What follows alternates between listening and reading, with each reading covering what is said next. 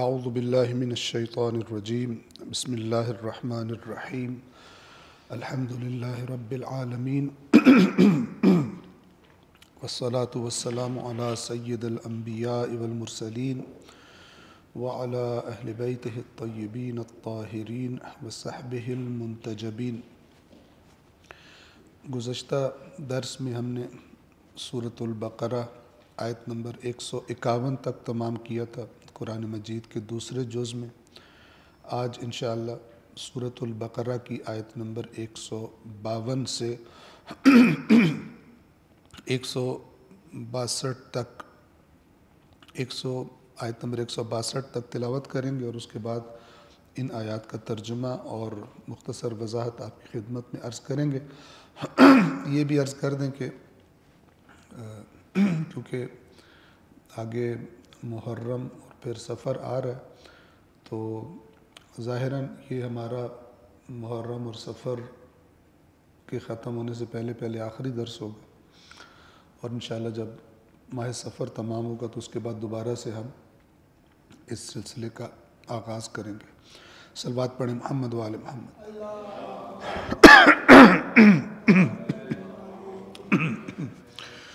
اعوذ باللہ من الشیطان الرجیم بسم اللہ الرحمن الرحیم فاذکرونی اذکرکم واشکروا لی ولا تکفرون یا ایہا الذین آمنوا استعینوا بالصبر والصلاة ان اللہ مع الصابرین ولا تقولوا لمن يقتل في سبيل الله أموات بل أحياء ولكن لا تشعرون ولنبلونكم بشيء من الخوف والجوع ونقص من الأموال والأنفس والثمرات وبشر الصابرين الذين إذا أصابتهم مصيبة قالوا إنا لله وإنا إليه راجعون أولئك عليهم صلوات من ربهم ورحمة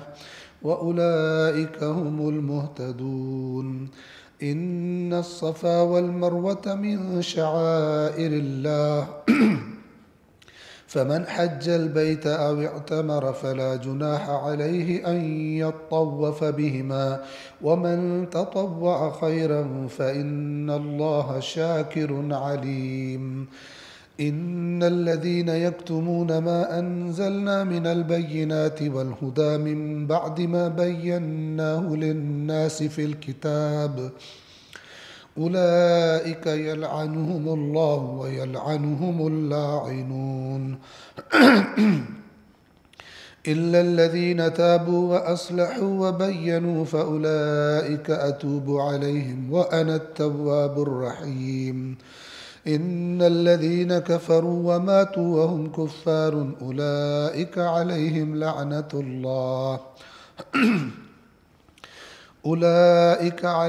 لعنة الله والملائكة والناس أجمعين خالدين فيها لا يخفف عنهم العذاب ولا هم ينظرون۔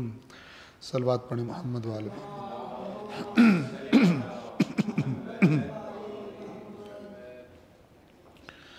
سورۃ البقرہ کی آیت نمبر 152 سے ہم نے شروع کرنا ہے، لیکن ہم پچھلی 2 آیات کا ترجمہ تکرار کر کے انشاءاللہ آگے بڑھیں گے۔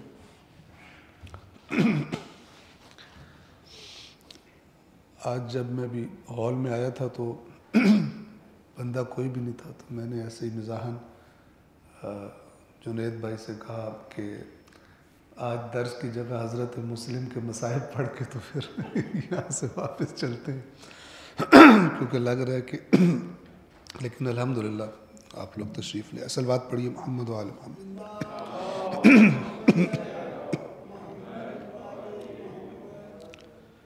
میں یہ بھی عرض کر دوں کہ آپ نے تو ماشاءاللہ لاہور سے آنا تھا، میں اسلام آباد سے ڈائریکٹ آ رہا ہوں۔ ابھی تقریباً 5:30 پہ ہم یہاں پہ پہنچے تھے۔ پر سورۃ البقرہ آیت نمبر 150 اور آپ جہاں کہیں سے بھی نکلیں اپنا رخ مسجد الحرام کی طرف موڑ لیں، اور تم لوگ جہاں کہیں بھی ہو اپنا رخ اسی کی طرف کرو، یعنی کعبے کی طرف،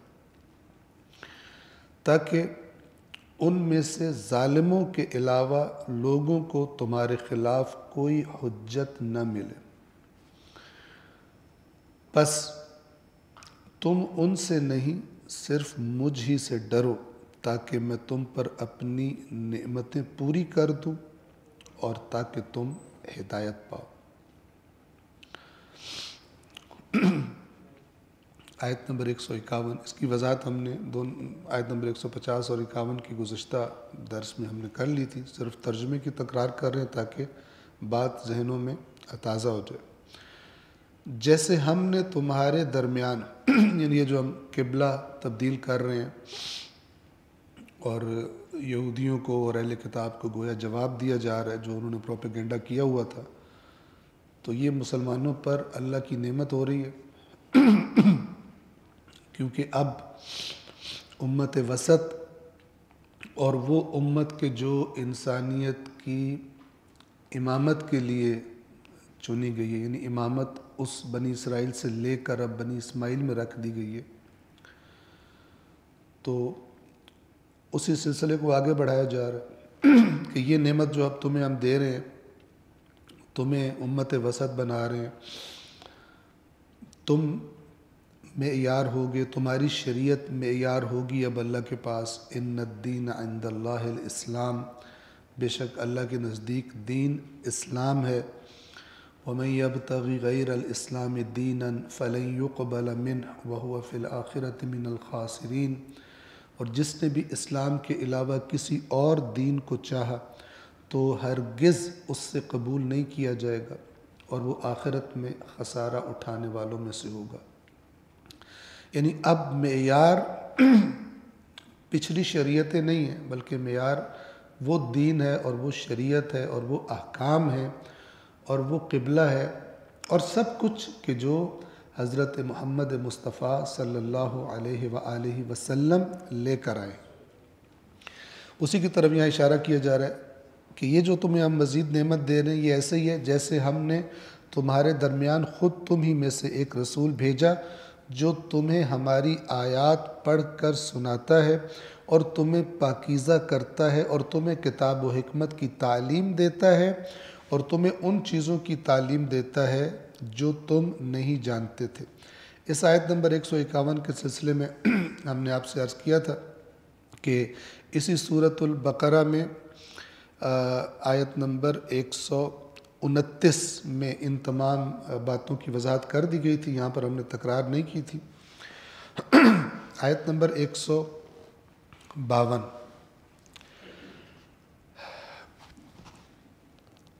آیت نمبر 152 اور اس کے بعد والی آیات مسلمانوں کو ذہنی طور پر آنے والی مشکلات کے لیے آمادہ اور تیار کرنے کے لیے، اور ان میں وہ رہنمائی ان چیزوں کی طرف رہنمائی کی گئی ہے کہ جو آنے والی مشکلات کے مقابلے میں مسلمانوں میں ہمت اور حوصلہ پیدا رکھے گی اور پیدا کرے گی اور ان کو ثابت قدم رکھیں گی یہ چیزیں۔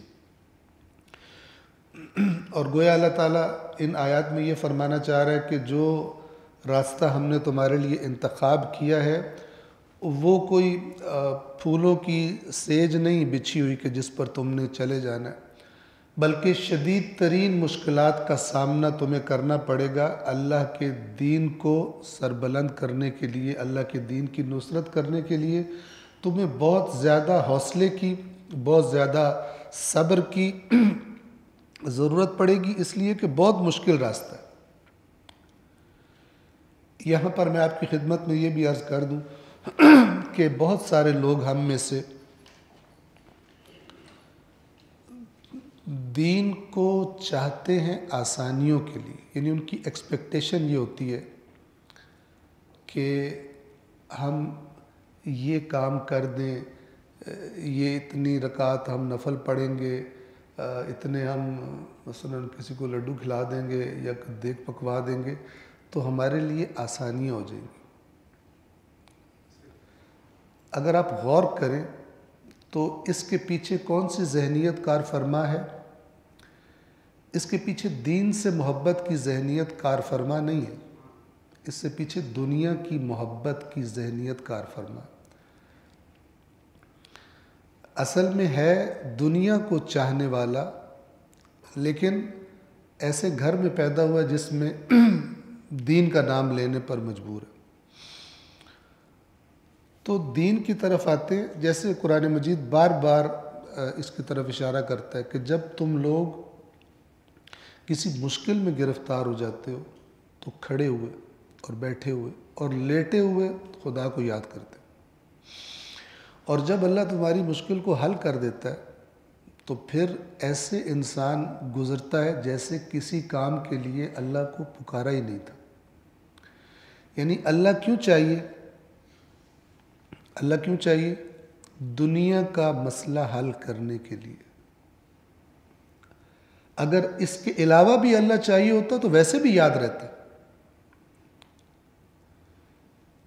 تو یہ انتہائی خطرناک ذہنیت ہے، مائنڈ سیٹ ہے کہ جو کثیر تعداد میں دین کا نام لینے والوں کے اندر پایا جاتا ہے۔ لہٰذا ان افراد کی مارکیٹ بھی، ان کا بازار بھی بڑا اچھا گرم رہتا ہے جو ٹوٹکے بتاتے ہیں دنیا میں حاجات اور منتیں مرادیں پوری کروانے کے، اور اس کے مقابلے میں اس بندے کی کوئی مارکیٹ نہیں ہوتی جو اصلی دین بتاتا ہے۔ اس سے بلکہ لوگوں کو الرجی ہوتی ہے، پرابلم ہوتی ہے، اس کے بارے میں عجیب عجیب کمنٹس کرتے ہیں۔ ہاں، جو دین اس طرح بتائے کہ دنیا کے ڈھیر نظر آ رہے ہیں، یہ والا وظیفہ کرو تو اس سے پیسے زیادہ ہو جائیں گے، یہ وظیفہ کرو تو اس سے کبھی بیماری کوئی نہیں ہوگی، اس سے اولاد نرینہ ہوگی، اس سے فلان ہوگی۔ حضرت ابراہیم وغیرہ کو یہ ٹوٹکے نہیں پتہ تھے، ورنہ کر کے اولاد نرینہ پہلے جوانی میں لے لیتے۔ ان کو پتہ ہے سب۔ یہ چیزیں کیوں عام ہیں بازار میں؟ یہ اس لیے عام ہے بازار میں، اس لیے کہ لوگوں کو دین اصل میں نہیں چاہیے، اصل میں دنیا چاہیے۔ میں نام نہیں لیتا، پاکستان کے بڑے مشہور و معروف ایک شخصیت ہے، اسکالر ہے، ایک دفعہ ان کے پاس بیٹھے ہوئے تھے ہم، تو میں نے ان سے پوچھا کہ دین کیسے بتایا جائے؟ تو انہوں نے کہا کہ بات یہ ہے کہ لوگوں کو دنیا چاہیے، پہلے آپ اس بات کو سمجھیں۔ دین نہیں چاہیے کسی کو، مگر چراغ لے کے ڈھونڈو کوئی مل جائے دین چاہنے والا۔ لوگوں کو دنیا چاہیے۔ تو اگر تو آپ ان کو دین اس طرح بتاؤ گے کہ ان کو لگے ہمیں دنیا مل رہی ہے تو یہ بڑے شوق سے دین لیں گے، اور اگر آپ ان کو دین اس طرح بتاؤ گے جس میں انہیں کچھ کرنا پڑے دین کے لیے تو یہ دین سے فارغ ہے۔ یہ ان کی بات نہیں ہے۔ اب آگے محرم الحرام آ رہا ہے، یہ امام حسین علیہ السلام کا وہ جملہ ہے جو چند بار امام کی زبان سے نکلا ہے بے وفائیوں کی اطلاع ملنے کے بعد، جب مکہ سے اگلا سفر شروع ہو چکا تھا اور مختلف منازل پر جب امام علیہ السلام کا قیام ہوتا تھا تو وہاں سے خبریں آتی تھیں۔ اب امام حسین سے زیادہ تو اونچی منزلت والا نہیں، روح زمین پر اس وقت نہیں ہوگا، ٹھیک ہے؟ جنت کے جوانوں کا سردار رسول اللہ، جن کے بدن سے جنت کی خوشبو سونگھتے ہیں اور جن کا رونا رسول اللہ سے برداشت نہیں ہوتا، خطبہ چھوڑ کر ممبر سے نیچے آ جاتے ہیں کہ یہ دونوں شہزادے مسجد میں داخل ہوئے تھے، ذرا قمیضیں لمبی تھی تو پاؤں بیچ میں پھنسا اور زمین پہ گرنے لگے، تو رسول اللہ خطبہ دے رہے تو خطبہ چھوڑ دیا اور نیچے آ گئے اور ان کو اٹھا کر اور پھر خود بیٹھ کر کہا کہ یعنی ان کو دیکھ کر مجھ سے صبر، گرتے دیکھ کے مجھ سے صبر نہیں ہوا گیا۔ تو ان سے بڑا تو کوئی نہیں تھا۔ تو جو کوئی کوفے کی طرف سے آ رہا ہوتا تھا امام اس سے سوال کرتے تھے تو وہ کوئی الٹی بات کرتا تھا، کوئی کہتا تھا کہ دل آپ کے ساتھ ہے اور تلواریں آپ کے خلاف ہیں۔ اس قسم کے منافق بھی ہیں، دل آپ کے ساتھ ہیں، دل میں آپ کو چاہتے ہیں لیکن یا کسی خوف یا کسی لالچ کی وجہ سے تلوار آپ کے خلاف ہی چلائیں گے۔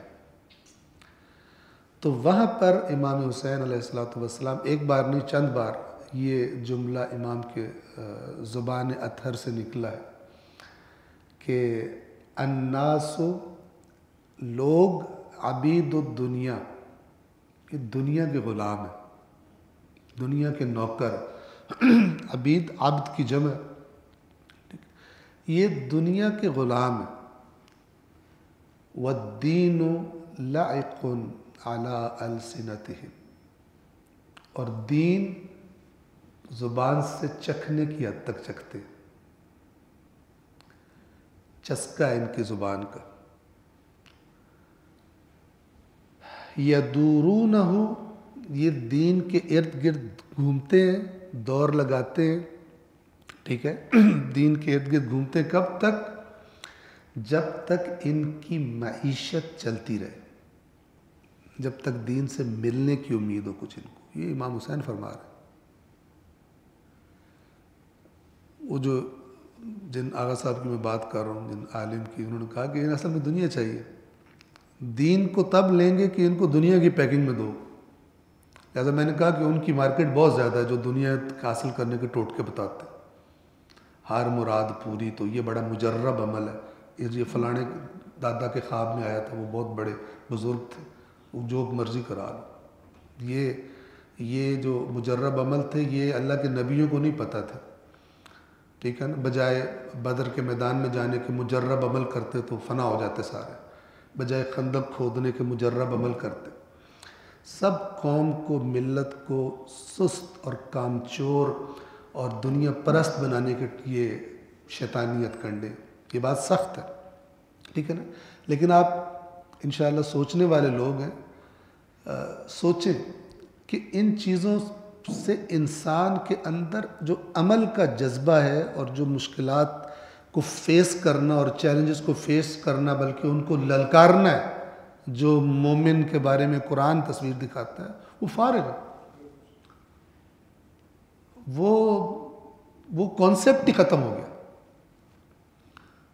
تو اس مینٹیلٹی والے اگر امام حسین علیہ السلام کی پکار سنتے اس زمانے میں، تو یہ امام حسین علیہ السلام سے کہتے ہیں کہ آپ ادھر نہ جائیں، آپ کو ایک مجرب عمل بتاتے ہیں، آپ 1000 دفعہ یہ کریں اور ایک بکرا ذبح کروائیں اور اس کا یہ تقسیمات کریں اس میں اور یہ ضربیں لگائیں، تو آپ کا مسئلہ ہو جائے گا، یزید وہیں پہ فنا ہو جائے گا بیٹھا بیٹھا دمشق میں۔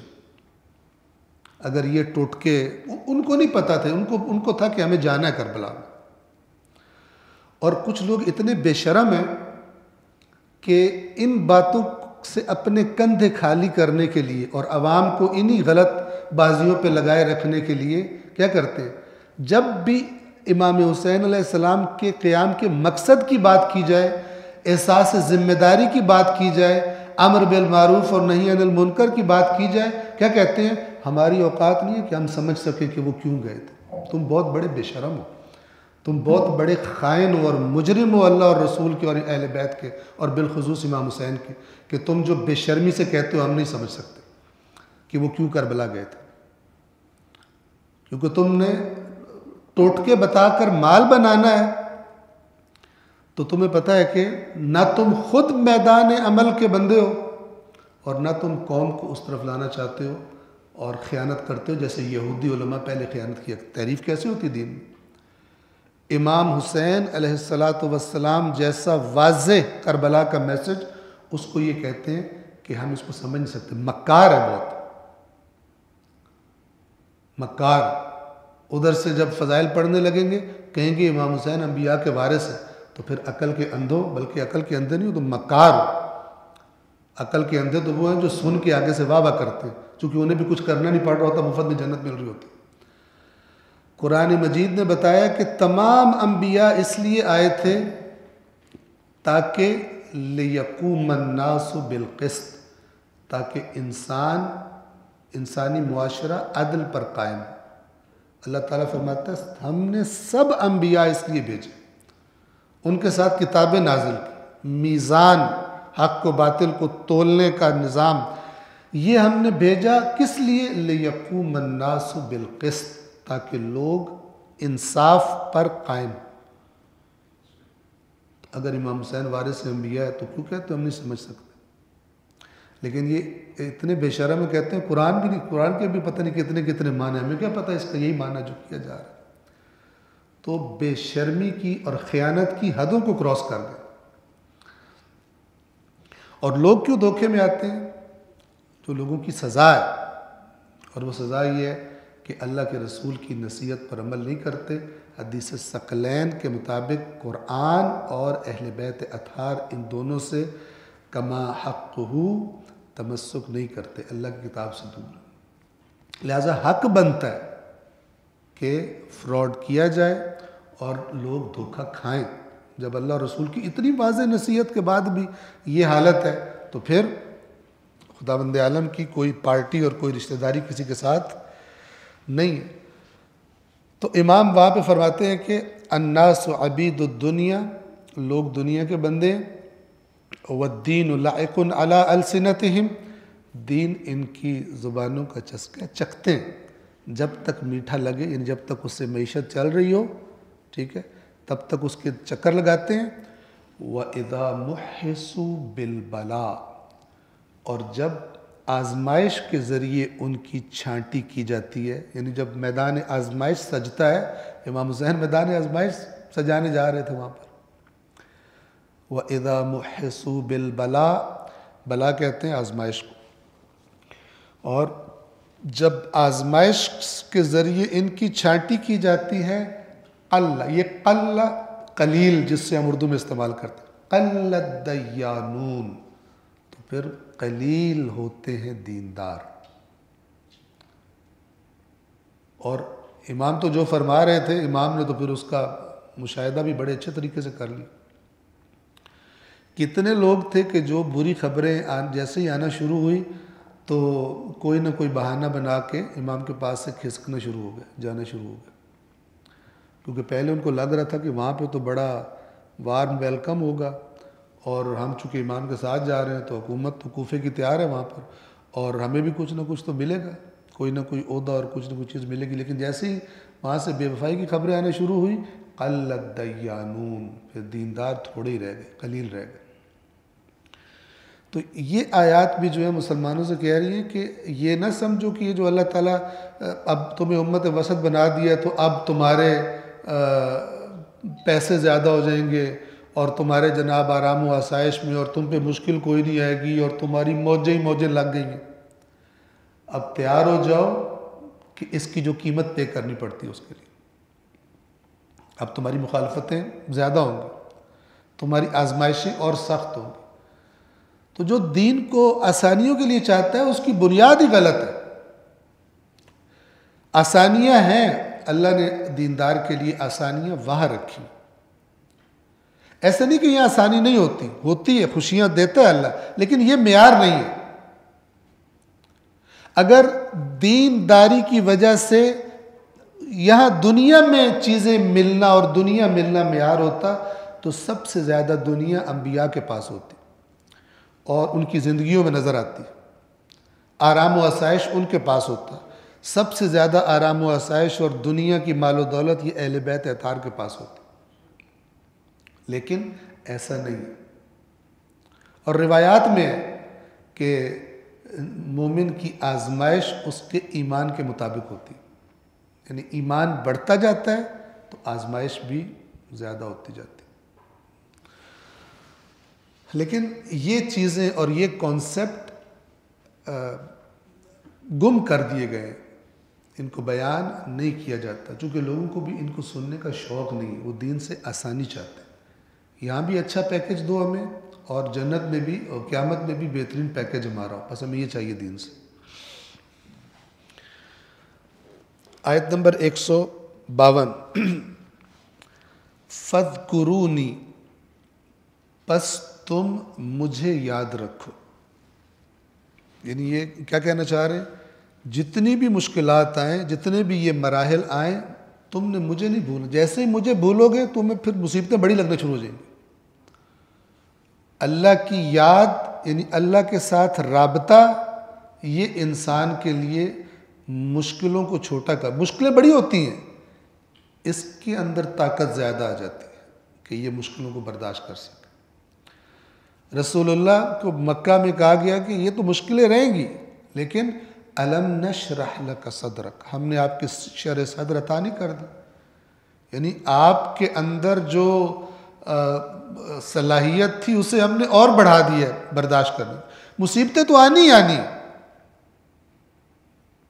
اس بات کو یعنی توجہ کریں، سمجھیں، مصیبتوں سے گزر کر ہی آپ نے اس مقام پر پہنچنا ہے جو اللہ نے آپ کے لیے رکھا ہو۔ کربلا سے گزر کر ہی اس مقام پر پہنچنا ہے جو اللہ نے امام حسین علیہ السلام کے لیے رکھا ہو۔ ان آزمائشوں سے گزرنا ہے۔ ہم کس چکر میں ہوتے ہیں کہ ہمیں نہ گزرنا پڑے، ہمیں ایسے ہی چمچ میں رکھ کے اور منہ میں ڈال دیں ہمارا، ہمیں آزمائشیں برداشت نہ کرنی پڑے۔ فَاذْكُرُونِی، مجھے یاد کرو، جیسے قرآن مجید میں یہ الا بذکر اللہ تطمئن القلوب، کہ آگاہ ہو جاؤ اللہ کی یاد سے ہی دلوں کو اطمینان ملتا ہے۔ یہ بات ہے قرآنی مومنین کی کہ تم جس راستے پہ چل رہے ہو تمہیں پریشانیاں آئیں گی، مصیبتیں آئیں گی، تم خدا کو یاد رکھو۔ خدا سے اگر تمہارا رابطہ رہے گا تمہیں پتہ ہوگا کہ اللہ تبارک و تعالیٰ تمہارا پشت پناہ ہے، اس نے تمہارے لیے راستہ آزمائش کا چنا ہے، تو تمہارا دل مطمئن رہے گا، قدم تمہارے اکھڑیں گے نہیں۔ مصیبت کو، اس چیلنج کو برداشت کرنا، اسے گزارنا، یہ تمہارے لیے آسان تر ہو جائے گا۔ فَاذْكُرُونِی، پس تم مجھے یاد رکھو، اذکرکم، میں تمہیں یاد رکھوں گا، واشکروا لی، اور میرا شکر ادا کرو، ولا تکفرون، اور میری ناشکری نہ کرو۔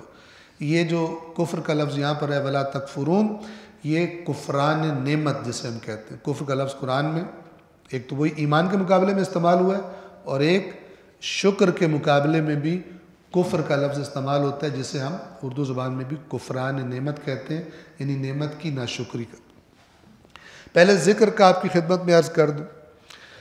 ذکر عربی زبان کا لفظ ہے کسی چیز کو بغیر بھولے یاد رکھنا، یا کوئی چیز جو بھول گئی ہو اس کا یاد آ جانا، اسے ذکر کہتے ہیں۔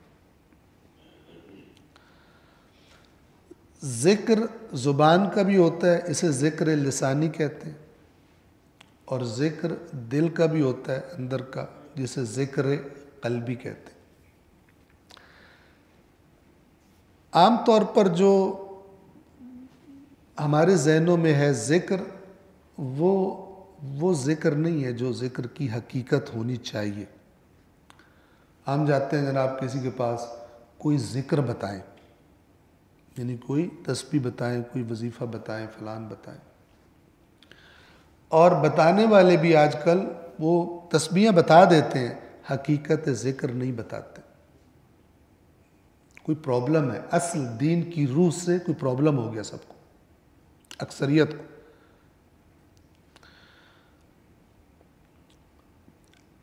ائمہ اہل بیت علیہم الصلاۃ نے حقیقت ذکر بیان فرمائی ہے۔ ایک روایت اصول کافی کی آپ کی خدمت میں اشارہ کر رہا ہوں۔ امام فرماتے ہیں کہ وہ سخت ترین چیز، سخت ترین، شدید ترین چیز جو اللہ نے اپنے بندوں پر فرض کی ہے وہ اللہ کا ذکر ہے۔ اور پھر فرمایا کہ اس سے میری مراد سبحان اللہ والحمد للہ ولا الہ الا اللہ واللہ اکبر کہنا نہیں ہے، میری مراد یہ نہیں ہے، اگرچہ یہ بھی ذکر میں سے ہے، لیکن یہ تو کوئی سخت ترین چیز نہیں ہے۔ سبحان اللہ بندہ جو مرضی کوئی اور کام بھی کر رہا ہے زبان سے کہتا رہے، یہ کون سی سخت بات ہے؟ اس لیے امام نے فرمایا کہ میری مراد یہ نہیں ہے سبحان اللہ والحمد للہ ولا الہ الا اللہ واللہ اکبر، یہ میری مراد نہیں ہے۔ ذکر وہ چیز ہے، وہ سخت ترین چیز جو اللہ نے بندے پہ فرض کی۔ فرمایا کہ بلکہ میری مراد یہ ہے کہ انسان کو جب بھی کہیں حرام اور حلال کا موقع آئے تو اللہ کو یاد کرے اور حرام سے رک جائے. یہ ہے ذکر. دیکھیں یاد آنا کیا ہوتا ہے؟ آپ نے جاب کے لیے انٹرویو دینا تھا، یاد آنے کا ایک اثر ہوتا ہے. جو چیز یاد آئی ہے اس کے تقاضے کے مطابق، میں ایک مثال دے رہا ہوں. آپ کو جناب لاہور سے جانا تھا اسلام آباد نوکری کا انٹرویو دینے کے لیے، ٹھیک ہے. آپ گھر سے پورے تیار ہو کے نکلے اور بس سٹینڈ پر پہنچ گئے یا ریلوے اسٹیشن پہنچ گئے مثال کے طور پر، یا آپ اپنی گاڑی میں تھے اور آپ جناب موٹر وے پر چڑھ گئے، اور جیسے ہی موٹر وے پہ آپ کی گاڑی چڑھی آپ کو یاد آیا کہ وہ جو پیپر ڈاکومنٹس تھے جس بیگ میں تھے وہ آپ گھر بھول آئے. آپ سفر کنٹینیو کریں گے؟ نہیں کریں گے. یا تو آپ وہیں سے گاڑی واپس موڑیں گے جلدی جلدی، یا گھر فون کریں گے اور کہیں گے کہ میں فلانی جگہ ویٹ کروں، بھاگ کے کوئی مثلاً بائک پر یا کسی چیز پر، نہ یہ وہ بیگ میرا گھر رہ گیا. اسے کہتے ہیں ذکر. جو چیز یاد آتی ہے پھر اس کا کوئی تقاضا ہوتا ہے. لہٰذا امام نے فرمایا سخت ترین بات یہ ہے کہ اللہ نے جو سخت ترین چیز فرض کی ہے وہ ہے خدا کو یاد کرنا بندوں پر. وہ کیا ہے کہ تنہائی میں کوئی دیکھنے والا نہیں ہے، گناہ ہے، بلا رہا ہے، گناہ کی لذت کھینچ رہی ہے، اللہ کو یاد کر کے. جیسے گاڑی روک لی تھی وہ بیگ اٹھانے کے لیے، یہ بھی گاڑی روک لی اور پھر اس گناہ کی طرف نہ جائے. یہ ذکر کی حقیقت ہے. اس پہ اللہ کا، نہ کہ اللہ تعالیٰ کہہ رہا ہے سبحان اللہ کہتے رہو. ادھر ہم نے ایسے لوگ دیکھے ہیں سبحان اللہ کی تسبیح پڑھ رہا تھا کہ نوکر نے کوئی کام کیا اور سبحان اللہ کے ساتھ ہی اس کو گالی بھی نکال دی، ماں کی اتنی بڑی گندی گالی، اور پھر کنٹینیو کر دیا سبحان اللہ. ایسے ذاکر بھی، ذکر کرنے والے دیکھیں. اس کو ٹیپ ریکارڈر اس کا چلا ہوا ہے، اس کی وہ بٹن دبا ہوا ہے، وہ پڑھ رہا ہے، بیچ میں جو اپنے دنیا داری کے کام وہ بھی کرتا رہتا ہے، گالی بھی دے لیتا ہے، جھوٹ بھی بول لیتا ہے دکان پہ بیٹھے ہوئے، لیکن تسبیح بھی ساتھ ساتھ بیلنس کرتا رہتا ہے. یہ فضولیات، بے روح دین، یہ اس کی مختلف شکلیں ہیں. فَاذْكُرُونِي، پس تم مجھے یاد رکھو، اذکرکم، میں تمہیں یاد رکھوں گا. میں تمہیں یاد رکھوں گا. تو اگر کوئی بندہ اللہ کو یاد نہ کرے تو اللہ اسے بھول جاتا ہے. اللہ نہیں بھولتا. قرآن مجید نے فرمایا لا یضل ربی ولا ینسا، میرا رب نہ بھٹکتا ہے نہ بھولتا ہے. تو پھر اس کا مطلب کیا ہے؟ تم مجھے یاد رکھو میں تمہیں یاد رکھوں گا، جبکہ ہمیں معلوم ہے کہ اللہ نہیں بھولتا. اس کا مطلب یہ ہے کہ وہ چیزیں، وہ خصوصی رحمتیں اور وہ توفیقات اور وہ برکات کہ جو اللہ نے ان کے لیے رکھی ہیں جو خدا کو یاد رکھتے ہیں، وہ میں تمہیں عطا کروں گا. اور اگر تم مجھے یاد نہیں رکھو گے تو پھر وہ چیزیں بھی تمہیں عطا نہیں ہوں گی. یہ اللہ کا یاد رکھنا یا اللہ کا بھول جانا، قرآن میں ہے فَالْيَوْمَ نَنْسَاكُمْ، قیامت کے دن کہا جائے گا آج ہم تمہیں بھول جائیں گے. کیسے بھول جائیں گے؟ كَمَا نَسِيتُمْ لِقَاءَ يَوْمِكُمْ هَذَا، جیسے تمہیں آج کے دن قیامت کی ملاقات بھولی ہوئی تھی، اب ہم بھی تمہیں جہنم میں پھینک کر بھول جائیں گے. اللہ بھولتا ہے؟ نہیں بھولتا، لیکن رویہ ایسا اپنا لے گا جیسے یاد نہیں اس کو، پھینک کر بھول جانا. عام طور پہ انسان کن چیزوں کو بھولتا ہے؟ جن کی ویلیو نہیں ہوتی. قیمتی چیزیں، اہم چیزیں انسان کو یاد رہتی ہیں، لیکن چھوٹی موٹی چیزیں ویلیو نہیں ہوتی کہ دوبارہ یاد آئے. اور یہ جو نسیان کا لفظ ہے عربی زبان میں، اس کا اصل معنی ہے بھی یہی کہ کسی چیز کو کم اہمیت ہونے کی وجہ سے بھول جانا، اس کی ویلیو نہیں. ہم تمہیں ایسے ہی بھول جائیں گے جیسے تم اس قیامت کے دن کو بھولے ہوئے تھے. کیا مطلب اللہ بھول جائے گا؟ نہیں، رویہ ایسا اپنا لے گا جیسے اس کو اللہ، جیسے کسی کو یاد نہیں ہوتا کہ ادھر بھی کوئی چیز پڑی ہوئی. اسی طرح یہ ذکر کا معنی ہے، یعنی اگر تم مجھے یاد رکھو گے تو پھر میں ان تمام چیزوں کو جو میں نے ذاکرین، جو مجھے یاد رکھتے ہیں، ان کے لیے جو چیزیں رکھی ہیں، جو برکات، جو رحمت خصوصی، وہ تمہیں، وہ توفیقات، وہ ہمتیں، وہ حوصلے، وہ ثابت قدمیاں، وہ تائیدات، وہ تمہیں ملتی رہیں گی. کس کا نتیجہ ہے؟ اللہ کو یاد رکھنے کا. وشکروا لی، میری شکر گزاری کرو، ولا تکفرون، نہ شکری نہ کرو. یہ جو میں تمہیں نعمتیں دے رہا ہوں، تمہیں امت وسط بنایا، تمہیں اب اپنی امانت سونپی ہے، اس نعمت کا شکر ادا کرو، یعنی اس کے قدردان بنو، اس امانت کو سنبھال کے رکھو، اس امانت کو کیسے ادا کرنا ہے اس کی طرف توجہ رکھو. یہ پرانا دین، نیا دین نہیں جو آج کل کا، یہ پرانا دین بتا رہا ہوں جو قرآن میں دفن ہو چکا. نیا دین تو صرف پیکیجز لینے کا ہے اور دنیا کی لذات اور آرام و آسائش حاصل کرنے کا. میری شکر گزاری کرو. شکر کیا ہے یہ بھی روایات اہل بیت اطہار علیہ الصلوۃ والسلام میں بیان کیا گیا. حقیقت شکر یہ ہے، حقیقت شکر یہ ہے کہ نعمت کو، کسی نعمت کا شکر کیسے ادا کیا جائے کہ نعمت کو نعمت دینے والے کی نافرمانی میں استعمال نہ کیا جائے. یہ حقیقت شکر. لیکن بندہ حرام سے کما کے کہے اللہ کا شکر ہے، ھذا من فضل ربی، حرام سے کما کر بلڈنگ بنا کے اوپر لکھ دیا ھذا من فضل ربی، تو یہ ھذا من فضل ربی نہیں ہے. اسی طرح اللہ کی نافرمانی پہ مال خرچ کرتا ہے اور منہ سے کہتا ہے اللہ کا بڑا شکر ہے، خدا نے بہت کرم کیا ہوا، یہ شکر گزاری نہیں ہے. حقیقت شکر کیا ہے؟ جیسے حقیقت ذکر میں نے عرض کی، حقیقت شکر یہ یاد رکھیں، حقیقت شکر یہ ہے کہ نعمت، جس نعمت کا شکر ادا کر رہا ہے انسان، اس نعمت کو اللہ کی اطاعت میں استعمال کرے، خدا کی نافرمانی میں استعمال نہ کرے. یہ نعمتوں کا شکر ہے. آنکھ کا شکر ہے، کان کا شکر ہے، زبان کا شکر ہے، پیر کا شکر ہے، ہاتھ کا شکر ہے، ہر چیز کا شکر ہے. اولاد کا شکر کیا ہے؟ اگر اچھا شوہر ملا ہے اس کا شکر کیا ہے؟ اگر اچھی بیوی ملی ہے اس کا شکر کیا ہے؟ ہر چیز کا معیار یہ ہو کہ اس کی وجہ سے خدا کی نافرمانی نہیں کرنی، اس کی وجہ سے اللہ کی اطاعت کرنی. مولا کائنات جناب سیدہ کی جو تعریف فرمائی، کیا فرمائی؟ کہ اللہ کی اطاعت میں فاطمہ میری مددگار تھی، اللہ کی اطاعت میں مددگار تھی، میری معاون تھی. بس تم مجھے یاد رکھو، میں تمہیں یاد رکھوں گا، اور میرا شکر ادا کرو اور میری ناشکری نہ کرو. صلوات پڑھیے محمد و آل محمد.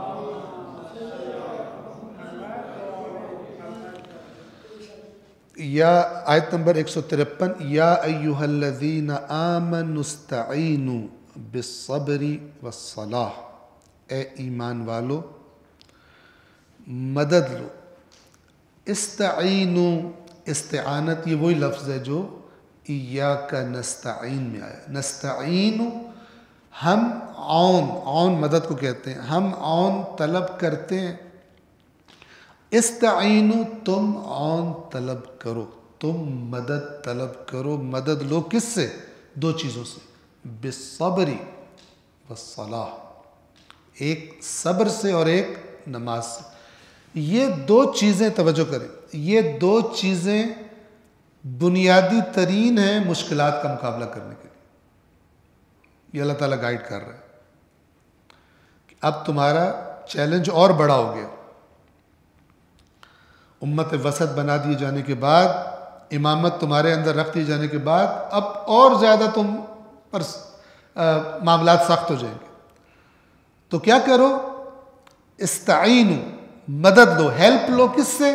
بالصبر والصلاۃ، صبر سے اور نماز سے.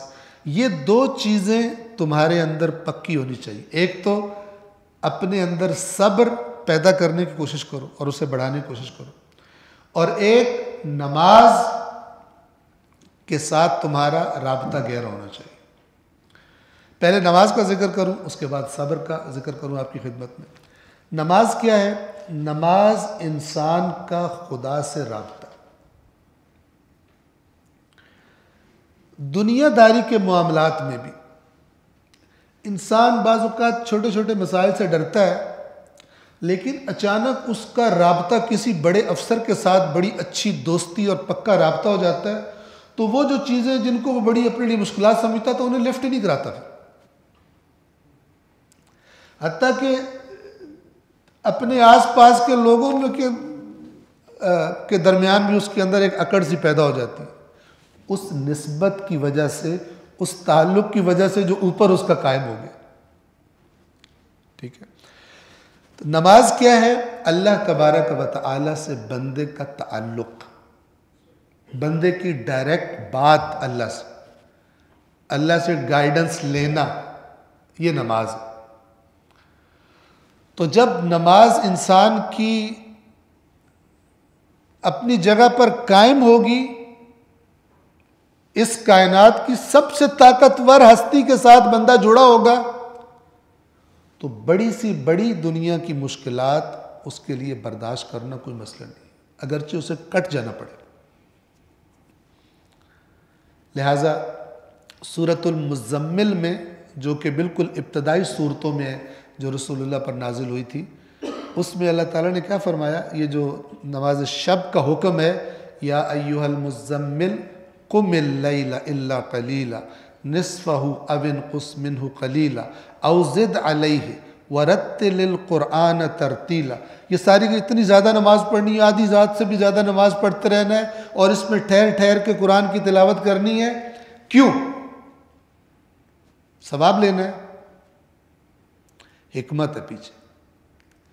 فرمایا انا سنلقی علیک قولا ثقیلا، اے رسول بے شک ہم ان قریب آپ پر ایک بھاری قول ڈالنے والے ہیں، ایک بھاری حکم آپ کو دینے والے ہیں. اس کی تیاری کے لیے آپ کو اور زیادہ اللہ سے رابطہ رکھنا، بلا وجہ نہیں ہے. رات کو اٹھیے،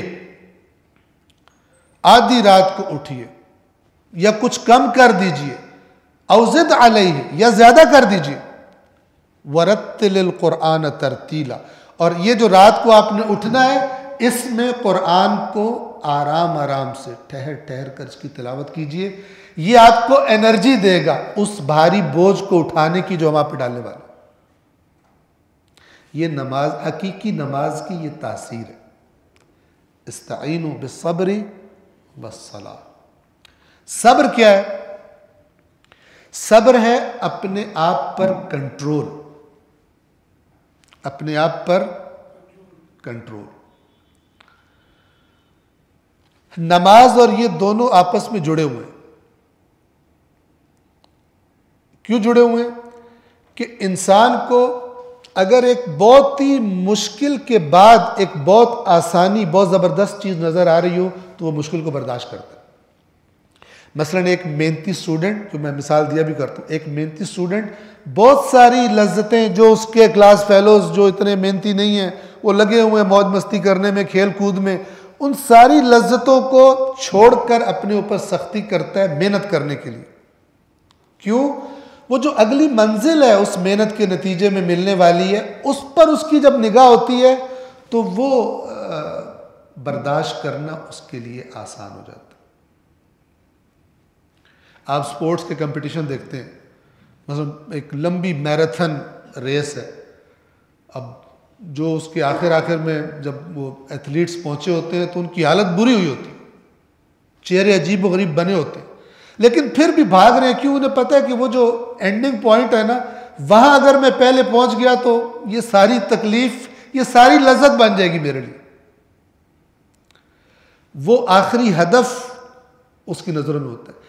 اسی طرح اللہ تبارک و تعالی سے جتنا بندہ جڑا ہوا ہوتا ہے، تو جب اسے پتہ ہو کہ یہ جو مجھ پر آیا ہے یہ خداوند عالم کے قریب کر دے گا، اس کو صحیح طرح برداشت کرنا، اس آزمائش کو اچھی طرح سے پاس کرنا، اس خدا کے مجھے قریب کرے گا، وہ منزل اس کی نظروں میں ہوتی ہے، تو اس کو برداشت کرنا آسان ہو جاتا ہے. تو اپنے اندر صبر پیدا کرو اور نماز، ان دو چیزوں کے ساتھ. اور صبر کا میں نے پہلے بھی عرض کیا، پھر عرض کر دوں، صبر کا ایک غلط معنی ہے، اور وہ کیا ہے کہ ایک بندہ آئے اور وہ آپ پر ظلم کر دے اور وہ ہو طاقتور، ٹھیک ہے، اور آپ کہیں کہ میں تو صبر کروں گا، اللہ ہی بدلہ لے گا. یہ صبر نہیں ہے، یہ بزدلی کا نام چینج کر کے صبر رکھ دیا. جیسے رشوت کا نام مٹھائی رکھ دیتے ہیں یا سرکاری فیس رکھ دیتے ہیں. اس سے رشوت چینج تھوڑی ہوتی ہے. تو یہ بزدلی کا نام کیا ہے؟ صبر رکھ دیا. صبر کرو کچھ نہیں ہوتا، صبر کرو. یہ صبر نہیں ہے. اللہ نے قرآن میں یہ فرمایا ہوا ہے کہ اے رسول آپ سے یہ جنگ احد کے بعد جو آیات اتری تھی سورہ آل عمران کی، وہاں پر یہ موجود ہے کہ کتنے ہی پہلے نبی ایسے گزرے ہیں کہ جن کے ساتھ ان کے ساتھیوں نے مل کر دشمنوں سے جہاد کیا، نہ تھکے نہ کمزور پڑے، ڈٹے رہے اللہ کی راہ میں. وہاں پہ اللہ تعالیٰ فرماتا ہے وَاللَّهُ يُحِبُّ الصَّابِرِينَ، اور اللہ صابرین سے محبت کرتا ہے. یہ صابرین کا صبر ہے، میدان میں ثابت قدم رہنا، ڈٹے رہنا. کوئی مصیبت آئی ہے، کوئی بیماری آ گئی ہے، کوئی نقصان ہو گیا. دنیا تو ہے ہی اپ ڈاؤن کا نام. تو اگر کوئی اپ ڈاؤن ہو گیا ہے زندگی میں، انسان ڈٹا رہے، مضبوط ہو، کوئی ایسی حرکت نہ کرے جس سے خدا ناراض ہو. یہ اسے اپنے آپ پر کنٹرول کو کہتے ہیں صبر. بھاگ جانے کو، گھر میں دبک کے بیٹھ جانے کو، اپنی ذمہ داری ادا نہ کرنے کا نام صبر نہیں ہوتا. امام حسین سے بڑا کون صابر ہے؟ کوئی صابر نہیں امام حسین سے بڑا، ٹھیک ہے. لیکن وہ صابر آپ کو کہاں نظر آتا ہے؟ مدینے میں بیٹھ کے کوئی نہیں، ہم لوگ نہیں ساتھ دے رہے تو میں کروں، میں صبر کروں گا اللہ تعالیٰ. یہ صبر نہیں ہوتا. صبر کروں گا یعنی میں استقامت کروں گا، جو میرے ذمے ہے وہ نہیں چھوڑوں گا میں. اس کو سمجھے، جو میرے ذمے ہے وہ نہیں چھوڑوں گا، یہ مطلب ہے صبر کا. نہ کہ میں لوگ میرا ساتھ نہیں دے رہے لہٰذا میں تو مسجد نبوی کے ایک سائڈ پہ بیٹھ جاؤں گا اور وہاں پہ میں عبادت کروں گا، فلان کروں گا، اور آگے اللہ جانے اور یہ امت جانے مجھے. ایسا نہیں ہے. یہ صبر کا کانسیپٹ غلط. صبر یعنی ڈٹے رہنا. اے ایمان والو، صبر اور نماز سے مدد لو. ان اللہ مع الصابرین، یقیناً اللہ صابرین کے ساتھ ہے. نماز تو ہے ہی بندے اور اللہ کا معاملہ، اس لیے نماز کا نہیں، یہ نہیں کہا کہ ان اللہ مع الصابرین والمصلین، نہیں کہا. کیونکہ نماز تو ہے ہی اللہ اور بندے کے درمیان کا رابطہ. جو صبر کرے گا، جو صابر ہوگا، خدا اس کا ساتھی ہے، اور جو صابر نہیں ہے خدا اس کا ساتھی نہیں ہے. یہ ساری کی ساری آیات مشکلات کے لیے تیاری کروا رہی مسلمانوں کو. یہ نہیں کہہ رہی کہ یہ کام کر دو تو تمہارے لیے آسانی ہو جائے گی. صلوات پڑھیں محمد وآل محمد.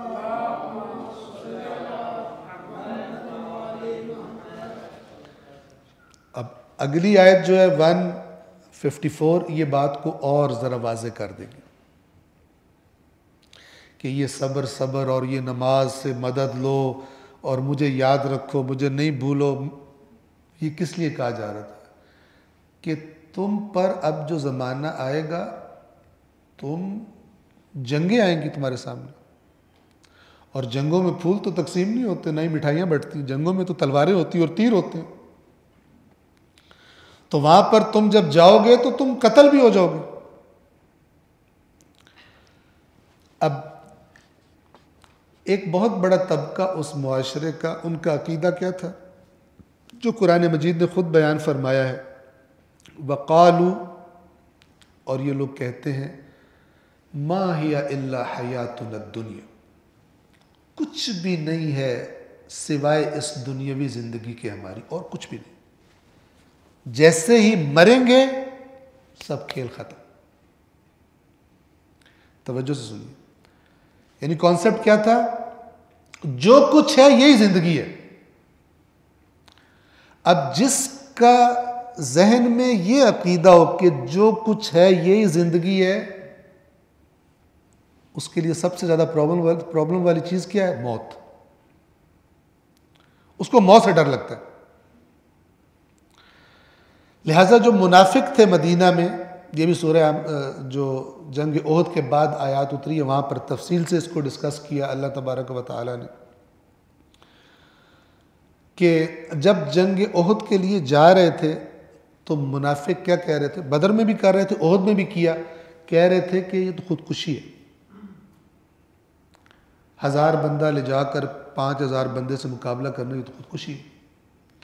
لہٰذا منافقین اپنے قریبیوں کو، اپنے دوستوں کو روک رہے تھے کہ نہ جاؤ ورنہ مارے جاؤ گے. پھر یہ ہوا کہ 1000 بندہ رسول اللہ کے ساتھ نکلا اور عبداللہ ابن ابی 300 بندوں کو لے کر عین میدان میں چھوڑ کر رسول اللہ کو واپس مدینے آ گئے. کسی بات کا بہانہ بنایا اور رس کے ناراض ہو کے یہ جو منافق تھے، اب ادھر 5000 کے مقابلے میں پہلے ہی 1000 تھے، 300 اور کم ہو جائے عین میدان میں. آپ سوچیں کیا حالت ہوگی.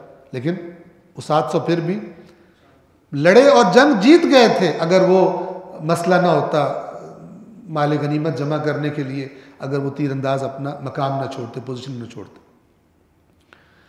اب ہوا یہ کہ تقریباً 72 مسلمان شہید ہوئے اس جنگ میں، جنگ احد. بہت نقصان ہوا. جب واپس آئے مسلمانوں کا لشکر جب واپس آ گیا مدینہ میں، اب منافقوں نے کیا کہنا شروع کیا، اگر ہماری بات مان لیتے تو نہ مرتے نا، اب مزہ لے لیے. یہ منافقوں نے ٹوکے مارنا شروع کیا. تو وہاں پر بھی آیت ہے اور یہ آیت یہاں پر. وہاں پر کیا آیت ہے؟ احد والی آیات میں سورہ آل عمران میں وہاں پر ہے وَلَا تَحْسَبَنَّ، یہاں پر ہے وَلَا تَقُولُ، اور نہ کہو. وہاں پر اس سے زیادہ شدت کے ساتھ وَلَا تَحْسَبَنَّ، ہرگز گمان نہ کرنا تو. وَلَا تَحْسَبَنَّ الَّذِينَ قُتِلُوا فِي سَبِيلِ اللَّهِ أَمْوَاتًا، ہرگز گمان نہ کرنا کہ وہ لوگ جو اللہ کے راستے میں قتل کر دیے گئے کہ وہ مردے. اموات میت کی جمع ہے.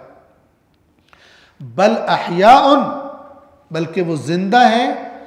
تم سمجھ رہے ہو کہ یہ جو ہے اس دنیا کی زندگی میں موج مستی ہے، کھاتے پیتے ہیں، لائف انجوائے کرتے ہیں، مر گیا سب کچھ ختم. عند ربہم یرزقون، وہ اپنے رب کے پاس رزق پا رہے ہیں. جس دنیا پہ تم مر رہے تھے اس سے بہت بہتر وہاں پہ پا رہے ہیں. اور پھر اس کے بعد آگے کیا فرمایا وہاں پر؟ فرحین بما آتاہم اللہ من فضلہ، اللہ نے اپنے فضل سے جو انہیں عطا کیا ہے شہداء کو، اس پر فرحین، خوش، فرحتوں میں، خوشیوں میں، خود بھی خوش ہیں. وَيَسْتَبْشِرُونَ بِالَّذِينَ لَمْ يَلْحَقُوا بِهِمْ مِنْ خَلْفِهِمْ، اور جو لوگ پیچھے رہ گئے دنیا میں، ابھی ان سے ملحق نہیں ہوئے، ابھی زندہ ہیں، ان کو خوشخبریاں دے رہے ہیں.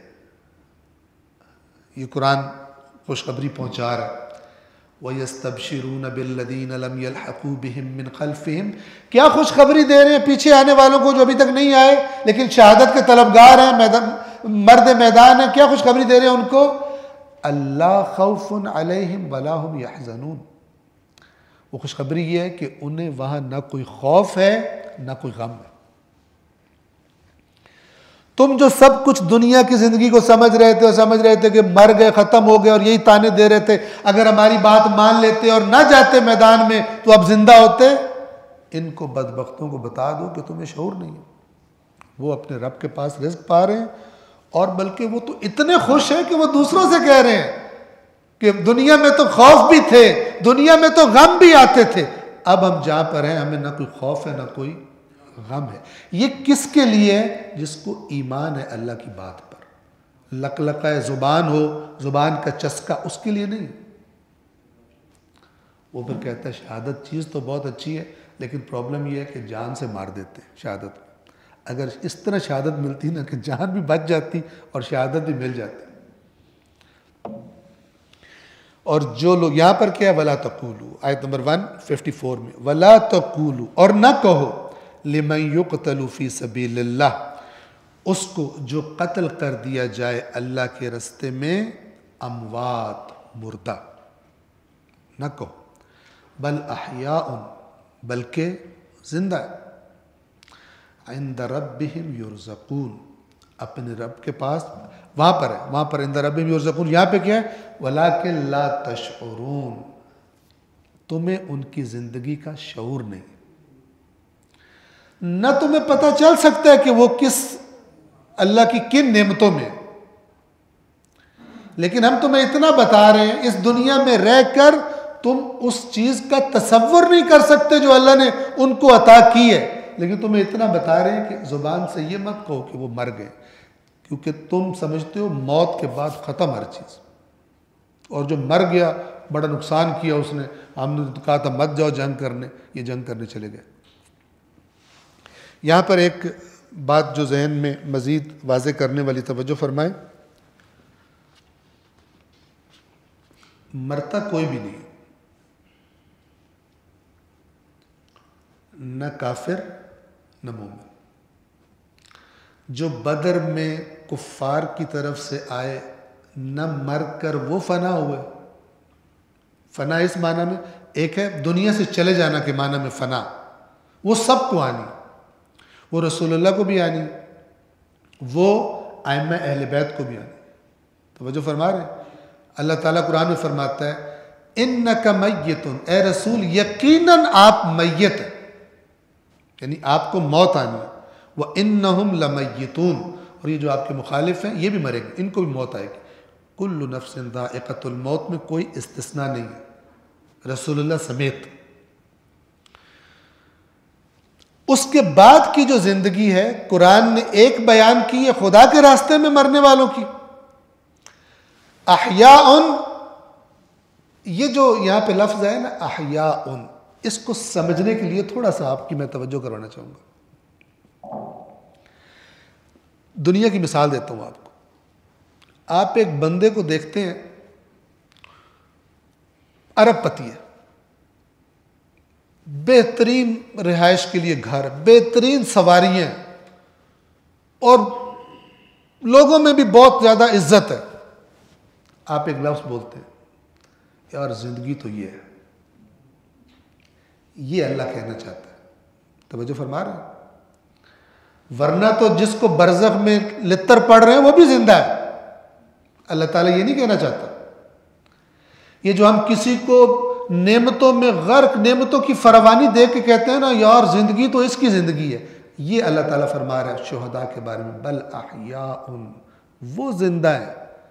تم اگر دنیا کے، اگر وہ ان کو دیکھ لو کس حالت میں ہے تو تم کہو گے یار ہماری کیا زندگی ہے، زندگی تو ایسے جملے بولتے ہیں نا، ٹھیک ہے، کہتے ہیں یار ہماری کیا زندگی ہے، زندگی تو اس کی موجیں کر رہا ہے، ہم تو بدبخت مشکل سے 2 ٹائم کی روٹی پوری کرتے ہیں۔ کافر کی بھی، مشرک کی بھی اللہ نے اگلی دنیا کی زندگی بتائی ہے، اس نے بھی زندہ رہ کے عذاب چل، لیکن کیا ہے، ثم لا يموت فيها ولا يحيى، وہاں حالت کیا ہوگی، نہ مرے گا نہ جیے گا۔ ثم لا يموت، یہ سورہ اعلیٰ میں ہے، ثم پھر جب جہنم میں چلا جائے گا، لا يموت فيها، وہاں مرے گا بھی نہیں، مرے گا نہیں تو کہ زندہ رہے گا، ولا يحيى، نہ زندہ رہے گا۔ یہ نہ زندہ رہے گا سے کیا مراد ہے، یعنی وہ ایسی زندگی ہوگی جس کو کوئی زندگی نہیں کہہ سکتا۔ زندگی اور موت کی کشمکش میں، بدترین تکلیف میں ہے، اسے ہم کہتے ہیں، دنیا میں بھی کہتے ہیں یار نہ یہ زندوں میں ہے نہ مردوں میں۔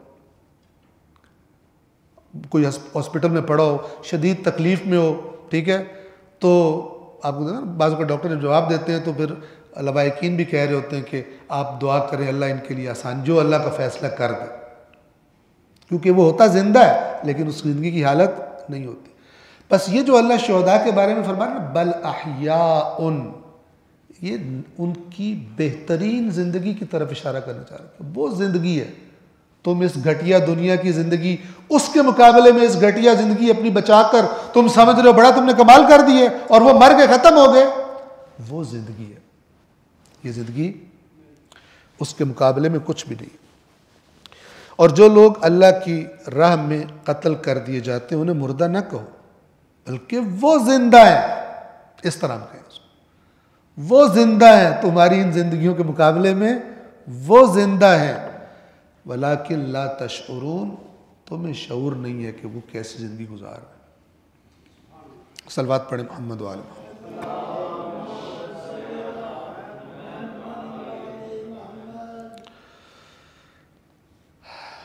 آیت نمبر 155،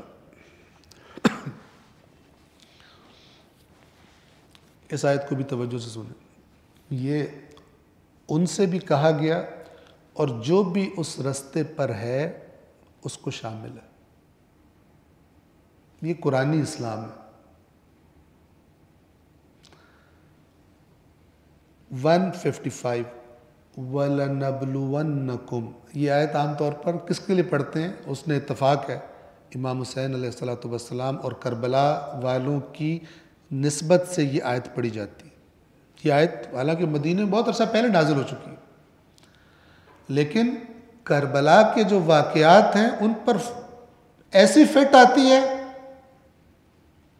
کہ کم مقامات ہوں گے جہاں پر اتنی فٹ آتی ہو یہ آیت تطبیق کرتی۔ وَلَنَبْلُوَنَّكُمْ، اور یقیناً، اگر اس کا میں صحیح ترجمہ کروں تو 3 دفعہ تاکید ہے اس میں، یقیناً یقیناً یقیناً ہم تمہیں آزمائیں گے۔ ایک مومن کو اپنے آپ کو آزمائش میں سمجھنا چاہیے۔ اللہ تعالیٰ کی 2 آزمائشیں 2 طرح کی، کچھ لے کے آزماتا ہے، اپنی دی ہوئی چیز واپس لے کے آزماتا ہے، یا دے کے آزماتا ہے۔ عام طور پر ہم لوگ کس کو آزمائش سمجھتے ہیں؟ جب ہم سے کوئی چیز چلی جاتی، صحت چلی جائے ہم کہتے ہیں آزمائش، کوئی پیارا دنیا سے چلا جائے کہتے ہیں آزمائش، کوئی نقصان ہو جائے کاروبار میں فلان میں کہتے ہیں آزمائش۔ در حقیقت وہ جو اللہ تعالیٰ دے کے آزماتا ہے وہ زیادہ خطرناک ہے، چونکہ اس میں بندہ سمجھتا ہی نہیں کہ میری آزمائش ہو رہی۔ اس میں انسان کی حالت ایسی ہے کہ جو کمرہ امتحان میں بیٹھا ہے اور اسے پتہ ہی نہیں کہ میں کمرہ امتحان میں بیٹھا ہوں۔ بیماری والے کو پھر پتہ ہے، اس کی توجہ جو امام سجاد علیہ السلام اپنی ایک دعا میں بھی فرماتے ہیں کہ اس میں کیا فرماتے ہیں کہ میں اے اللہ میں صحت میں تیرا زیادہ شکر ادا کروں یا بیماری کی حالت میں تیرا زیادہ شکر ادا کروں؟ کیوں بھلا؟ صحت میں اس لیے کیونکہ میرا بدن زیادہ ساتھ دیتا ہے تیری اطاعت کرنے میں، تیری عبادت کرنے میں۔ آپ دیکھیں ہر چیز خدا کی طرف پلٹتی ہے۔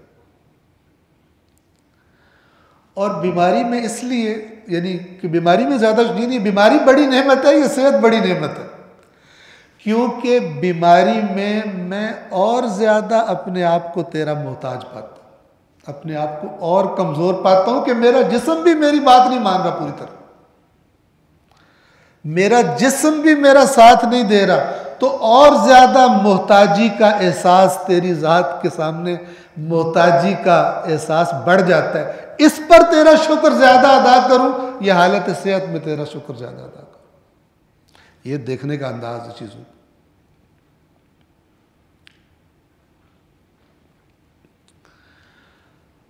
وَلَنَبْلُوَنَّكُمْ، اور ہم یقیناً یقیناً یقیناً تمہیں آزمائیں گے۔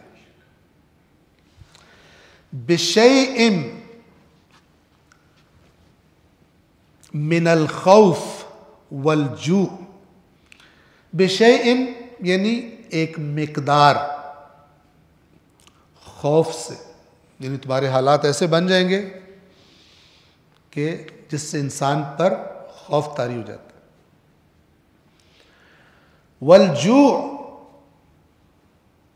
یعنی ایسے حالات سے بھی تمہیں آزمائیں گے جس میں انسان کو بھوکا رہنا پڑتا ہے، خوف سے اور بھوک سے، وَنَقْصٍ، اور کچھ چیزوں کی کمی سے، یعنی تمہارے مد مقابل یہ چیزیں زیادہ ہوں گی، تمہارے پاس کم ہوں گی۔ نقص کہتے ہیں کمی کو۔ کس کس چیز کی کمی؟ من الاموال، مال کی کمی سے، والانفس، نفسوں کی کمی سے، نفسوں کی کمی یعنی افراد کی کمی سے، والثمرات، پھلوں کی کمی سے، ثمرات کی کمی سے۔ یہ جس زمانے میں یہ آیت نازل ہوئی،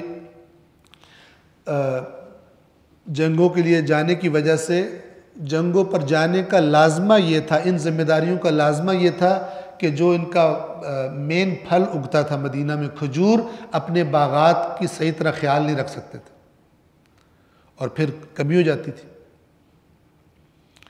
یعنی وہ جو باغ کا بہت خیال رکھا جائے تو پھر جو وہ فصل دے گا وہ اور ہوتی ہے، اور جس کا خیال نہ رکھا جائے اور اس کی فصل میں کمی آ جاتی ہے، اس کے رزلٹ میں کمی آ جاتی ہے۔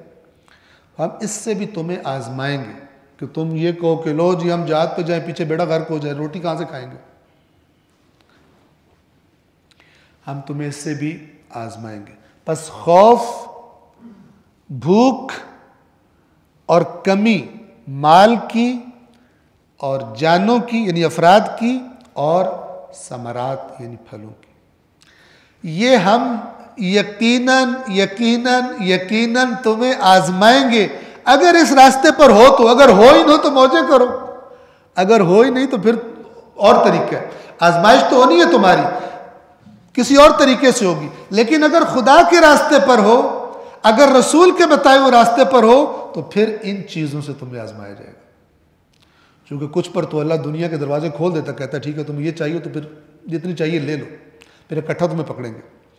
لیکن اگر تم صراط مستقیم پر ہو تو پھر ہم تمہیں اس طرح یقیناً آزمائیں گے۔ ان آیات کو بندہ دیکھے اور پھر بندہ اپنے آپ کو دیکھے کہ میری کوئی اس قسم کی آزمائش ہو رہی ہے کہ نہیں ہو رہی۔ یعنی دین کی وجہ سے مجھے خوف ہو حالات کا، دین کی وجہ سے، دنیا کی وجہ سے نہیں، دین کی وجہ سے۔ میں کوئی دینی کام کر رہا ہوں جس کی وجہ سے مشکل پیش آ سکتی ہے مجھے، میں کوئی دینی کام ایسا کر رہا ہوں جس کی وجہ سے مجھے بھوک کا سامنا کرنا پڑ سکتا ہے۔ کبھی یہ فیلنگ آئی ہے مجھے، آپ کو کبھی فیلنگ میرے اس دینی کام کی وجہ سے ہو سکتا ہے مجھے کبھی بھوک کا سامنا کرنا پڑے، یا مجھے مال کی کمی کا سامنا کرنا پڑے دین کی وجہ سے، ساتھیوں کی کمی چھوڑ جائیں مجھے، میرے قریبی لوگ چھوڑ جائیں دین کی وجہ سے۔ امام سجاد علیہ السلام کی ایک بہت ہی شاہکار صلوات ہے رسول اللہ کی ذات اقدس پر صحیفہ سجادیہ کے شروع میں، اس میں امام فرماتے ہیں کہ اے اللہ اپنے اس رسول پر بے شمار درود و سلام بھیج جس نے تیرے دین کی خاطر اپنوں سے دوری اختیار کر لی، کیونکہ وہ تیرے دین کو قبول نہیں کر رہے تھے، اپنے رشتہ دار چھوڑ دیے اور ان کو اپنے سینے سے لگا لیا جن کو جانتا بھی نہیں تھا، کیونکہ انہوں نے تیرے دین کو قبول کر لیا تھا۔ مال کی کمی سے، ساتھیوں کی کمی سے اور ثمرات کی کمی سے۔ آج ہم ثمرات کو لے لیں، اگرچہ ثمرات بھی آ جاتا ہے، بھوک میں ہی آ جاتا ہے۔ جب ثمرات نہیں ہوں گے تو پرابلم کیا ہوگا؟ کھانے کو نہیں ملے گا۔ لیکن اس زمانے کے اعتبار سے خصوصی طور پر اسے ذکر کیا۔ اب یہاں پہ دیکھیں وَبَشِّرِ الصَّابِرِينَ، یہ جو آزمائش تمہاری ہونی ہے، اس میں اس آزمائش کے بارے میں اے رسول خوشخبری سنا دیجئے۔ کن کو؟ صابرین کو۔ صابرین کا یہاں پہ کیا مطلب بنے گا؟ کہ جو گھر بیٹھ جاتے ہیں، ٹھیک ہے نا، جو ان چیزوں کو برداشت کریں گے۔ تب دین نے ترقی کی تھی، لوگوں نے بہت کچھ قربان کیا، تب اسلام کو طاقت ملی، پھوکوں سے نہیں ملی، نہ ہی وظیفوں سے ملی، بغیر عمل کے۔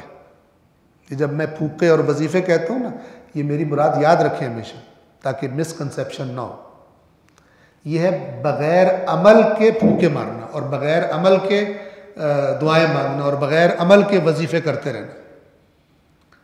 یہ شیطانی کام ہے جو اسلام کے اندر داخل کر دیا گیا۔ ہاں زبان پر ذکر خدا ہو لیکن میدان عمل میں ہو بندہ بہترین، نور علی نور، لیکن اپنی ذمہ داری ادا نہ کرے۔ اور امام حسین علیہ السلام مدینہ چھوڑ کے جا رہے ہیں، یہ ٹیلے پہ چڑھ کے دعا مانگ رہا ہے۔ کوئی بندہ پوچھتا ہے کیوں دعا مانگ رہے ہو؟ میں امام حسین کے لیے حفاظت کے لیے دعا مانگ رہا ہوں، کیونکہ میں نے رسول پاک سے سنا تھا کہ جب کوئی بہت مشکل وقت آ جائے تو ٹیلے پہ چڑھ کے دعا مانگنی۔ اس کو اتنی سینس نہیں ہے اس وقت کرنا کیا ہے، ٹیلے پہ چڑھ کے دعا مانگ رہا، ساتھ نہیں جا رہا، اتنی سمجھدار عقل ہے۔ ہوتے اسلام کے یہ احکام ہیں، لیکن کسی چیز کو، کہیں کی چیز کو اٹھا کے کہیں اور فٹ کر دیتے۔ تو سمجھیں آپ، بغیر عمل کے وظیفے میری مراد ہوتے ہیں، گھر میں بیٹھ کر پوری قوم کو بیڑا غرق کر دی اس وجہ سے۔ وَبَشِّرِ الصَّابِرِينَ، اور صبر کرنے والوں کو خوشخبری سنا دیجئے۔ 156 کون ہے صبر کرنے والے؟ توجہ کریں، الذین اذا اصابتہم مصیبۃ، یہ صرف مرنے وقت نہیں پڑھی جاتی، ہم صرف مرنے وقت پڑھتے ہیں انا للہ و انا الیہ راجعون، یہ صرف موت کے وقت نہیں ہے، ہر مصیبت پر یہ پڑھتے ہیں۔ الذین اذا اصابتہم مصیبۃ، وہ لوگ، ان صابرین کو خوشخبری سنا دیجئے کہ جو لوگ جب ان پر کوئی مصیبت آتی ہے، کوئی مصیبت ان پر آن پڑتی ہے، بھاگتے نہیں ہیں، کیا کہتے ہیں؟ انا للہ۔ یہ دو چیزیں مومن کے اندر راسخ ہونی چاہیے۔ نمبر 1، ہم اللہ کے ہیں یقیناً، یعنی اپنا مالک کس کو قرار دیتے ہیں؟ اللہ کو۔ ایک تو ہمارا مالک اللہ ہے، اور دوسرا وَإِنَّا إِلَيْهِ رَاجِعُونَ، اور یقیناً ہمیں اسی کی طرف پلٹنا ہے، اس کے راستے میں نکلے ہوئے ہیں۔ اس میں موت آ جائے تو وہ بڑا خوبصورت شعر ہے کہ جان دی ہوئی اسی کی تھی، حق تو یہ ہے کہ حق ادا نہ ہوا، تو تھی اسی کی۔ وَإِنَّا لِلَّهِ، جان اسی کی دی ہوئی ہے، ہم ہیں ہی اسی کے۔ وَإِنَّا إِلَيْهِ رَاجِعُونَ، اور ہم نے اسی کی طرف لوٹنا ہے۔ اس یہاں پر نہ گئے تو ہسپتال کے بستر پر پڑے ہو کے چلے جائیں گے، کرونا سے مر جائیں گے، روڈ ایکسیڈنٹ میں مر جائیں گے، ہارٹ فیل ہونے سے مر جائیں گے، کسی نہ کسی بہانے سے مرنا تو ہے ہم نے۔ تو پھر کیا ہی بہتر کہ اپنے اختیار سے اللہ تعالیٰ کو ہم پیش کریں اس جان کو۔ تو جس کے ذہن میں یہ کانسیپٹ ہوتا ہے، اللہ اور اپنا یہ رابطہ ہوتا ہے، وہی ڈٹے رہتے ہیں۔ انہی کو، یہ صرف زبان سے نہیں کہہ رہے ہوتے، یہ صرف زبان سے نہیں کہہ رہے ہوتے، بلکہ یہ اندر کی کیفیت کا اظہار ہے ان الفاظ کہ یہ اس مصیبت سے زیادہ کیا ہوگا؟ جان چلی جائے گی تو وہ کس کی ہے؟ اللہ کی۔ اور اگر ہم بھاگ گئے تو کیا پھر ہمیں جان نہیں دینی؟ دونوں سائڈ سے کلیئر کر دیا۔ ایک نمبر یہ کہ اگر یہ جان اسی کی ہے تو پھر اسی کو دینی، واپس اسی کو دینی چاہیے، اس نے دی تھی، ہم خود اس کو واپس کرتے ہیں۔ اور دوسری بات یہ ہے کہ اگر ہم آج اس کو بچا بھی لیں، یہاں سے بھاگ جائیں، تو کیا پھر ہمیں نہیں جانا اس کی طرف واپس؟ پھر بھی تو جانا ہی ہے۔ یہ معنی ہے انا للہ و انا الیہ راجعون۔ چند الفاظ آپ کے سامنے یہ پڑھنا چاہوں گا کہ کہنے سے مراد صرف زبان سے یہ الفاظ کہنا نہیں ہے۔ قالو، کہتے ہیں، زبان سے کہنا مراد نہیں ہے۔ اللہ کے ہاں قول اور فعل کا تضاد تو بہت سخت خطرناک ہے۔ اے ایمان والو، کیوں کہتے ہو جو کرتے نہیں ہو؟ کہتے ہو انا للہ و انا الیہ، لیکن موت سے ایسے بھاگتے ہو جیسے چوہا بھاگتا ہے بلی سے۔ یہ کیا کہتے ہو تم انا للہ و انا الیہ راجعون؟ کہنے سے مراد صرف زبان سے یہ الفاظ کہنا نہیں ہے، بلکہ دل سے اس بات کا قائل ہونا ہے۔ کس بات کا؟ کہ ہم اللہ ہی کے ہیں، اسی کی پراپرٹی ہیں۔ اس لیے بہت خوبصورت ہے، اس لیے میں پڑھ رہا ہوں اس کو۔ اس لیے اللہ کی راہ میں ہماری جو چیز بھی قربان ہوئی وہ گویا ٹھیک اپنے مصرف میں صرف ہوئی، وہی ٹھیک لگی ہے، وہی ٹھیک لگی ہے۔ وہ مجھے یاد آ گیا ایک واقعہ، رسول اللہ ایک جانور گھر والوں کو دیا اور کہا کہ اس کو ذبح کر کے غریبوں میں وہ کر دیا جائے۔ تو واپس جب تشریف لائے تو پوچھا تھا کہ وہ جانور کیا بنا، تو بتایا گیا کہ اتنا ہم نے دے دیا ہے اور اتنا بچا ہے۔ تو اللہ کے نبی نے فرمایا کہ ایسا نہیں ہے، جو تم نے دے دیا ہے وہ بچا ہے، جو تم نے دے دیا خدا کے راستے میں وہ بچا ہے۔ اس کا نہیں معلوم کہ کیا بنے گا، کیسے حساب دینا پڑے گا۔ اس لیے اللہ کی راہ، ہم اللہ ہی کے ہیں، اس لیے اللہ کی راہ میں ہماری جو چیز بھی قربان ہوئی وہ گویا ٹھیک اپنے مصرف میں صرف ہوئی، جس کی چیز تھی اسی کے کام آئی۔ اور یہ کہ اللہ ہی کی طرف ہمیں پلٹنا ہے، یعنی بہرحال ہمیشہ اس دنیا میں رہنا نہیں ہے، آخر کار دیر یا سویر جانا خدا ہی کے پاس ہے، لہٰذا کیوں نہ اس کی راہ میں جان لڑا کر اس کے حضور حاضر ہوں۔ یہ اس سے لاکھ درجے بہتر ہے کہ ہم اپنے نفس کی پرورش میں لگے رہیں اور اسی حالت میں اپنی موت ہی کے وقت پر کسی بیماری یا حادثے کا شکار ہو جائے، بالآخر جانا تو ہمیں واپس اسی کے پاس ہے۔ تو یہاں پر وقت ہمارے پاس کیونکہ تمام ہو گیا، جو آیت نمبر 156 پر ہم تمام کر رہے ہیں، جو مصیبت میں مبتلا ہونے کی صورت میں، انہوں نے ترجمہ اس طرح کیا ہوا ہے، ویسے الفاظ یہ بنتے ہیں کہ وہ ان کو خوشخبری سنا دیجئے صابرین کو کہ وہ لوگ کہ جب ان پر کوئی مصیبت آتی ہے تو کہتے ہیں یقیناً ہم اللہ ہی کے ہیں اور یقیناً ہمیں اللہ ہی کی طرف لوٹ کر جانا ہے۔ آیت نمبر 156 پر چند منٹ اوپر بھی ہو گئے، لیکن یہاں تک ہم تمام کرنا چاہ رہے تھے، اگرچہ کافی ساری آیات رہ گئی، لیکن یہ آیات تھی ایسی کہ انشاءاللہ ان کی وضاحت ضروری تھی۔ 156 پہ ہم تمام کر رہے ہیں۔ اللہ تبارک و تعالیٰ نے زندگی دی اور توفیق دی تو انشاءاللہ جو علی الظاہر جو پروگرام ہے وہ یہی ہے کہ ماہ محرم اور ماہ سفر کے بعد یہ جو درس کا سلسلہ دوبارہ شروع ہوگا۔ البتہ ایک حسرت ہے اور تکلیف دہ بات ہے کہ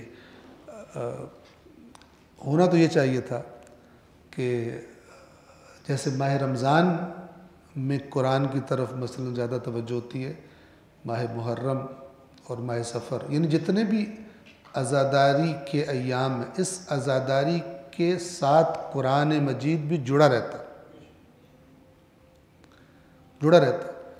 کیونکہ اگر تو اس امام حسین کی پیروی کرنی ہے، عزاداری اس کا نام ہے، تو وہ تو شب عاشور بھی فرما رہے تھے کہ یہ ایک رات کی مہلت میں قرآن مجید کی جی بھر کے تلاوت کرنا چاہتا ہوں، اور عباس آپ کو معلوم ہے مجھے قرآن کی تلاوت سے کتنی محبت ہے، لیکن افسوس کہ ایسا نہیں، بلکہ بعض لوگ تو الٹ کرتے کہ ماہ محرم میں بھی جو ہے مجلس میں بھی ہم نے قرآن ہی سننا، تو کافی سارا گھپلا بیچ میں، چھوٹا موٹا نہیں کافی بڑا گھپلا کر دیا گیا، کیونکہ ماہ محرم سے کیا ایکسپیکٹیشن ہے؟ بخشش، زندگی کی گائیڈ لائن لینا، یہ ہدف نہیں ہے محرم سے۔ اور جو تقاریر کرنے والے عالم ہوں یا ذاکر ہوں، جو بھی ہو، جو بھی کربلا کو زندگی کا آئین کے طور پر پیش نہیں کرتے عوام کو، بدترین خیانت کار ہے، بدترین مجرم اور خائن اور دین فروش ہے، اور ظالم اتنے بڑے ہیں کہ ان کو یہ بھی شرم نہیں آتی کہ قربانی کتنی بڑی دی گئی، اس دین کو، اس شریعت مقدس کو اپنی اصل شکل میں باقی رکھنے کے لیے کتنی بڑی قربانی دی گئی ہے، لیکن اتنے بے شرم ہے کہ اس کو بھی پی جاتے ہیں، اور اس کے باوجود وہ جو بیان ہونا چاہیے اس کو اور چیزوں کی آڑ میں چھپا لیتے ہیں۔